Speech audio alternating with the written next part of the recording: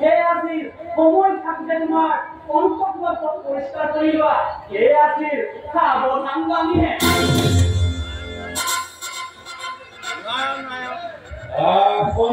মৃত্যুৰ লগত খেলা কৰিবলৈ কণ্ঠ ইমান নিৰ্বোধ হোৱা নাই। দৈৱকীয়াৰ বকুলেৰে এতিয়াও তাৰ কোনো দাম্পত্য জীৱন অতিবাহিত কৰি আহিছে।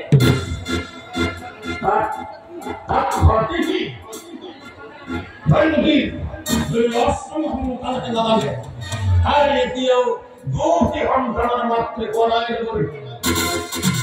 তোমাৰ বিপদা দেখি অমৃতে কংস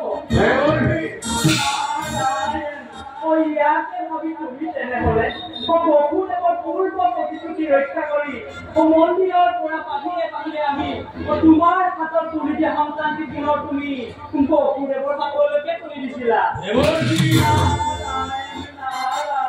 ধন্য তোমাৰ হে উদাৰতা। এই সন্তানৰ মোৰ প্ৰয়োজন নাছিল দেৱন।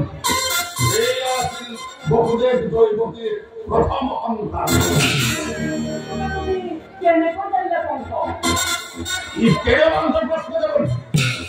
বসুদেৱ দৈৱকীৰ যুগ্ম জীৱনৰ প্ৰথম স্বাক্ষৰ স্বৰূপ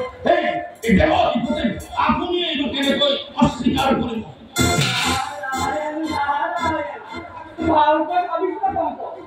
দৈৱকী যিটো সন্তান তুমি প্ৰথম তুমি গণনা কৰিছা, দৈৱকী গণনা সেই সন্তানে অষ্টম স্থান অধিকাৰ কৰিবলৈ কিমান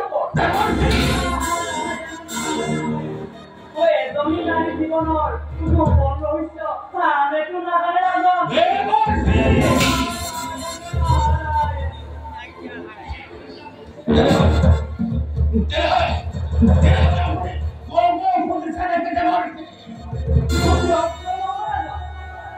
সন্দেহৰ ফল আছে তাক পবিত্ৰতাই থাকিবলৈ গৈ মৃত্যুৰ নিচাকে কিয় মুকলি কৰিব?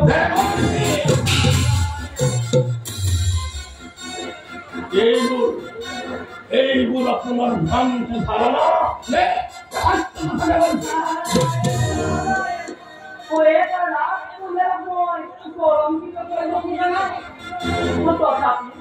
তথাপি দৈত্যাত যদি দৈৱকীয়ে বিবাহৰ পূৰ্ব জীৱনৰ কিছু কলংক গোপন কাহিনী ৰহস্য কৰি দুৰ্ঘটনাবোৰ এনেকৈ সংঘটিত হয় কংস, এনেকৈয়ে সংঘটিত হয়।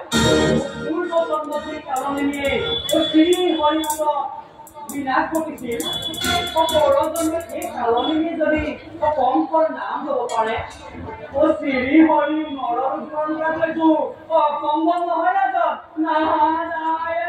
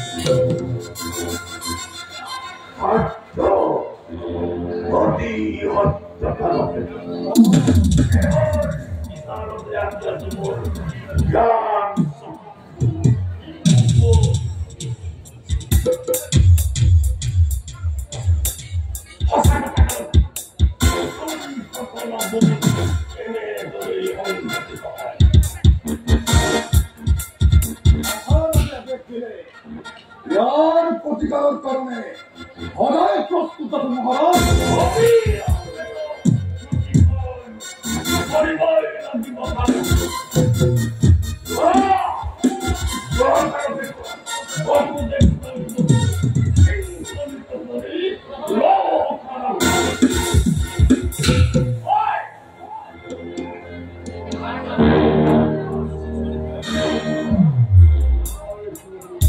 Yeah.